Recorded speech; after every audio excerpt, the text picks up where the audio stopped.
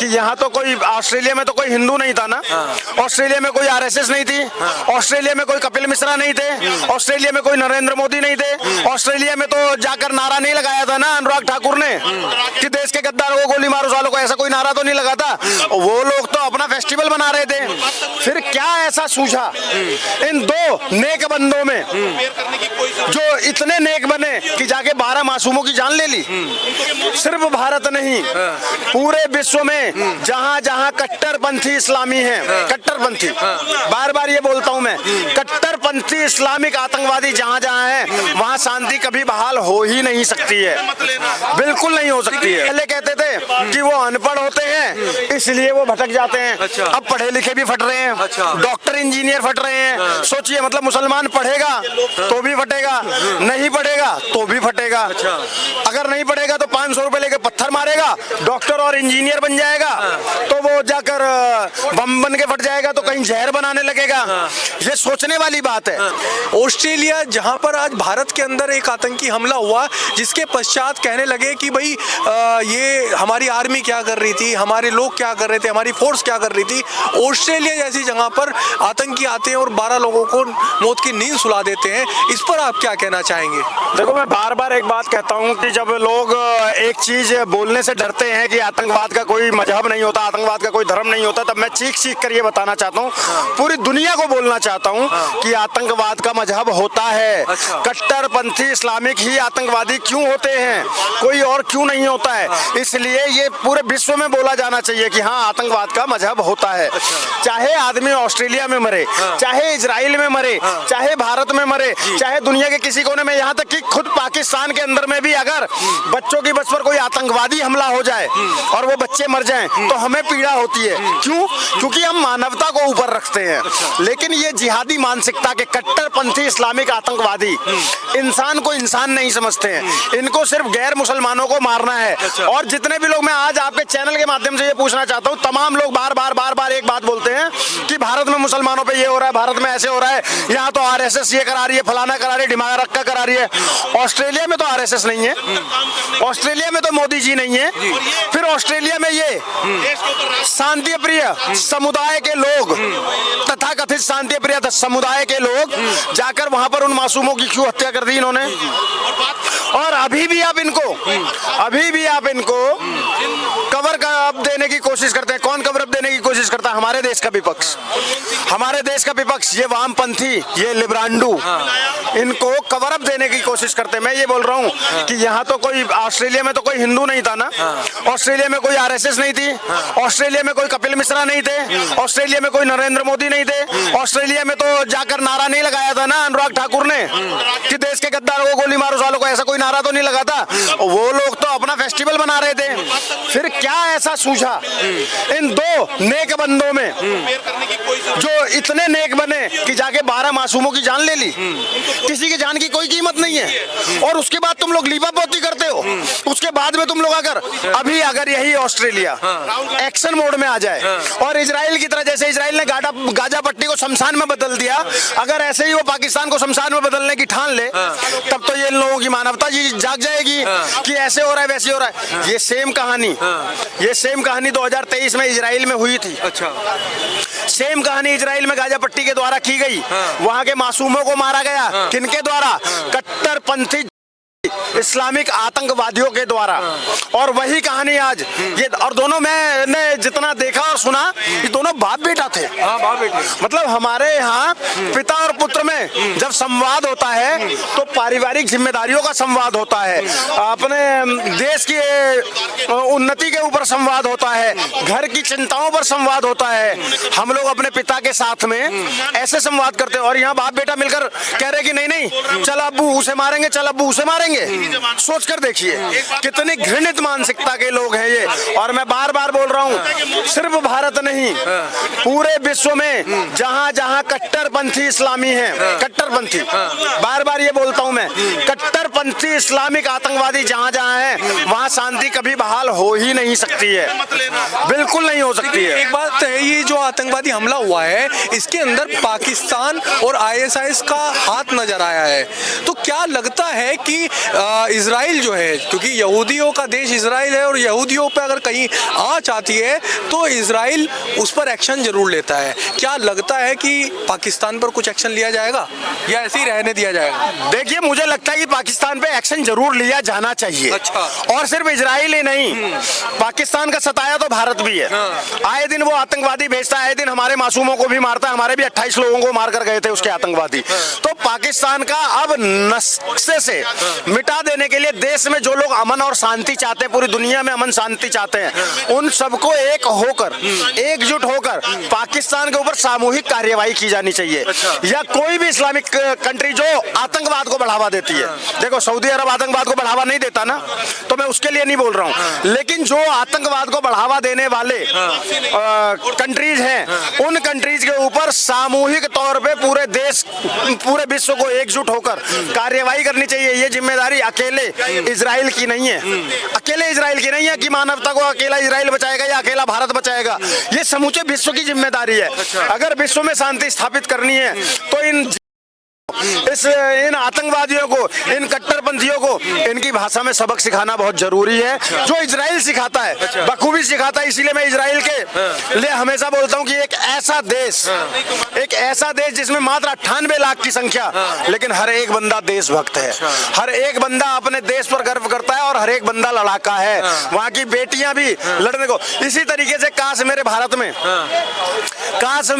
में भी हर सनातनी जिहाद के खिलाफ एक मुहिम छेड़ देता ना, हर सनातनी जिहाद के आतंकवाद के खिलाफ अपनी अगर लड़ाई मजबूत कर लेता ना, तो ये फन नहीं उठा पाते। ये जगह जगह जाके फटते नहीं।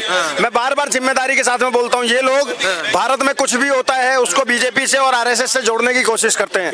ये लोग गलत बयानियां करेंगे और हमेशा आतंकवादियों का संरक्षण देने का काम करते हैं, उनको बचाने का काम करते हैं। लेकिन आज मैं अगेन मेरा वही सवाल है, मैं पूछना चाहता हूँ तमाम उन लिबरांडुओं से, तमाम उन सेकुलर भड़वों से और तमाम विपक्षियों से कि ऑस्ट्रेलिया में, सिडनी में कौन सा आरएसएस था, वहां पर कौन सा नरेंद्र मोदी या कपिल मिश्रा थे, वहां पर कौन सा इंद्रेश द्विवेदी जाकर कुछ बोल रहा था, या स्वतंत्र भारद्वाज या दक्ष चौधरी या अभिषेक ठाकुर माहौल खराब कर रहे थे। कोई नहीं जा रहा था ना हम में से। वहां पर भी क्यों मार दिया तुमने? क्योंकि ये इंसानियत के दुश्मन है, ये मानवता के दुश्मन है। इनको शांति और सौहार्द पसंद नहीं है, इनको खून खराबे से मतलब है और ये वही कृत्य करते हैं। इसलिए आज 12 मासूमों ने अपनी जान गंवाई है और मैं तो चाहता हूं कि इन 12 मासूमों की जो जान गई है उसके एवज में इन आतंकवादियों का सफाया हो जाना चाहिए। जी। लेकिन देखिए एक बात बताइए, जैसे ये यहूदियों के ऊपर हमला हुआ एक तरीके से, तो अब कहीं ना कहीं ये कहने लगेंगे, वामपंथी जो लोग हैं वो कहेंगे कि जो गाजा के अंदर हो रहा है उसका बदला लिया है ये। ठीक है, लगता है गाजा के अंदर जो हो रहा है वो गलत किया जा रहा है इजराइल के द्वारा? बिल्कुल गलत नहीं किया जा रहा भाई साहब। अच्छा, बिल्कुल भी गलत नहीं किया जा रहा है। इजराइल, मैंने क्या बोला, मैं गर्व से कहता हूं कि इजराइल और भारत मित्र हैं, क्योंकि इजराइल का पुरुषत्व जीवित है। इजराइल अपने लोगों के ऊपर अत्याचार बर्दाश्त नहीं करता है। और इजराइल ने गाजा को नहीं छेड़ा था, गाजा ने आतंकी हमला किया, गाजा ने आतंकी हमला किया, हमास ने आतंकी हमला किया। तो अगर कोई मेरे ऊपर हमला करेगा, मैं तो ऐसे मिसाल देता हूं, मैं दुनिया की छोड़ो, अगर कोई मेरे एक गाल पर थप्पड़ मारेगा तो मैं गांधी नहीं हूं कि मैं दूसरा गाल आगे कर दूंगा। मैं साले को बीच में से फाड़ दूंगा। मैं बीच में से फाड़ दूंगा। समझ गए? सीधी सी बात है। तो इजराइल वही कर रहा है कि वो बीच में से फाड़ रहा है और इजराइल के साथ खड़े हैं हम लोग। और अगर इसी तरीके से, और आप क्या कहते हो कि इसका बदला, गाजा का बदला लेने के लिए मासूमों की हत्या करोगे? इजराइल आज भी आतंकवादियों को मार रहा है, मासूमों को नहीं मार रहा है। समझ गए?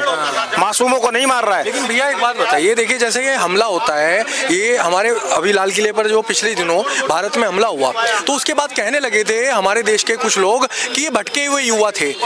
जिम्मेदार लोग जो सांसद बने बैठे हैं वो कहने लगे थे भटके हुए युवा थे। अब जो आदमी ऑस्ट्रेलिया जैसे देश के अंदर रह रहा है, अनपढ़ तो नहीं होगा, भटका हुआ तो नहीं होगा? देखो यार, यही तो भारत का दुर्भाग्य है कि भारत का जो विपक्ष है ना, वो कभी देश के साथ खड़ा नहीं होता है। वो हमेशा आतंकवादियों को कहीं ना कहीं संरक्षण देने का काम करता है। यही तो हमारी पीड़ा है ना। हम भी तो यही कह रहे हैं कि भाई अगर आतंकवादी है तो उसको आतंकवादी बोलने में डर किस बात का है? मुंह पर बोलो, खुलकर बोलो और आतंकवाद का विरोध करो। लेकिन ये लोग उनको भटका हुआ बता देते हैं। पहले कहते थे कि वो अनपढ़ होते हैं इसलिए वो भटक जाते हैं। अच्छा। अब पढ़े लिखे भी फट रहे हैं। अच्छा। डॉक्टर इंजीनियर फट रहे हैं। सोचिए, मतलब मुसलमान पढ़ेगा तो भी फटेगा, नहीं पढ़ेगा तो भी फटेगा। अच्छा।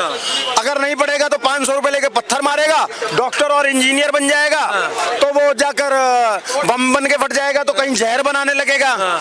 ये सोचने वाली बात है कि ऐसी कौन सी तालीम इनको दी जाती है, क्योंकि स्कूलों में जिन किताबों को हमने पढ़ा है, हम भी तो स्कूल गए हैं ना, हमने जिन किताबों को पढ़ा उसमें कहीं पर भी कट्टरता नहीं सिखाई गई, कहीं आतंकवाद नहीं सिखाया गया, कहीं किसी को मारना काटना नहीं सिखाया गया, हमें मानवता सिखाई गई। अच्छा। लेकिन ये कौन सी ऐसी किताब है, कौन से ऐसे ज्ञान की वो है कि इनको सिर्फ और सिर्फ गैर मजहबी को मारना, काफिर बोलना और दंगा फसाद करना, खून खराबा करना ही सिखाया जाता है। मैं तमाम बार बोलता हूँ, हमारा अधिकार तो भारत पे ही है, लेकिन विश्व भर में और बहुत सारे देश ऐसे हैं जहाँ पर मदरसे नहीं है, नहीं चलने दिए जाते। सबकी छोड़ो, पाकिस्तान का इतना खास, चाइना जो बाप बना बैठा है पाकिस्तान का, वहां पर भी बुर्के और दाढ़ी पर रोक लगा दी है उसने। मदरसों पे बुलडोजर चलवा चुका है वो। लेकिन मैं भारत में ये मांग करता हूँ कि भारत के अंदर जितने मदरसे हैं वो बंद होने चाहिए। और अगर आपको बंद नहीं भी करना है तो हर मदरसे को लाइसेंस लेना जरूरी है और हर मदरसे की जांच हर तीसरे महीने होनी चाहिए। लेकिन भैया हर तीसरे महीने, सुनिए, अब मैं ये बात जिम्मेदारी के साथ इसलिए बोल रहा हूँ, अगर आज भारत के मदरसों को सच में सर्च ऑपरेशन करके चला दिया जाए, भारत छोड़ो, मैं सिर्फ दिल्ली के अंदर में बोल रहा हूँ कि दिल्ली के मदरसों को अगर सर्च ऑपरेशन करके चला दोगे तो आपको इतना असला, इतना बारूद, इतना आरडीएक्स मिल जाएगा मेरे भाई कि पूरी दिल्ली दहला सकते हैं ये लोग। और उसी के तहत दिल्ली के लाल किले के ऊपर इन्होंने बम ब्लास्ट किया, उसमें भी बहुत मासूमों ने जान गंवाई थी, समझ गए। इसलिए मदरसों की जांच होना बहुत ही आवश्यक है। लेकिन देखिए, जिस समय मदरसों की बात आती है, अगर मदरसों पे उत्तर प्रदेश के योगी आदित्यनाथ कुछ एक्शन लेते हैं, असम के मुख्यमंत्री कुछ एक्शन लेते हैं, तो उसके बाद तमाम जो हमारे देश का विपक्ष है, हमारे देश के जो मुस्लिम जो स्कॉलर्स हैं, वो आकर के खड़े हो जाते हैं कि मुसलमानों को टारगेट किया जा रहा है। तो अगर इस प्रकार की घटनाओं को करने के बावजूद अगर टारगेट किया जाता है कि भाई मुसलमानों को टारगेट किया जा रहा है, लगता है आपको टारगेट किया जाता है? देखो, किसी को टारगेट नहीं किया जाता है, जो सच होता है वो बोला जाता है। लेकिन एक दुर्भाग्य और भी है, मैं आप लोगों को भी कटघरे में खड़ा करता हूँ, खास करके हमारे देश की जो नेशनल मीडिया है, वो मदनी जैसे गुंडों को टीवी डिबेट में बुलाती है। अच्छा। टीवी डिबेट में बुलाती है, जो आकर कहीं ना कहीं धार्मिक सद्भावना को ठेस पहुंचाने का काम करते हैं, लोगों को प्रवोक करने का काम करते हैं और आतंकवादियों का समर्थन करते हैं। और ये मदनी वही है जमीयत उलेमाए हिंद का, जो जमीयत उलेमाए हिंद भारत के अंदर में हमेशा आतंकवादियों के, दंगाइयों के केस लड़ती है। अच्छा। मुफ्त में लड़ती है। अच्छा। महंगे वकील मुहैया कराती है। कन्हैया लाल दर्जी के हत्यारों का केस भी लड़ रही है। सोच कर देखिए, दिल्ली में जहांगीरपुरी में दंगे हुए, उसका जुबेर नाम था, क्या नाम था, उसका भी केस जमीयत उलेमाए हिंद लड़ रहा है। तो ऐसे जमीयत उलेमाए हिंद के मदनी को अगर मेरे देश का नेशनल मीडिया बुलाकर टीवी डिबेट में उसको बातें करने का मौका दे रहा है ना, तो कहीं ना कहीं बुरा मत मानना, आप लोग भी जिम्मेदार हो। अच्छा। कहीं ना कहीं आप लोग भी इस नैरेटिव को सेट करने के जिम्मेदार हो। कहीं ना कहीं आज भी वामपंथ मीडिया के अंदर घुसा हुआ है। अच्छा। मैं क्लियर बोल रहा हूँ यार, जो देश की बातें करे ना, आप उसको टीवी स्क्रीन पर बिठाओ। अच्छा। क्योंकि आपके चैनल को एक दो लोग नहीं, हजारों करोड़ों लाखों और करोड़ों लोग देखते हैं।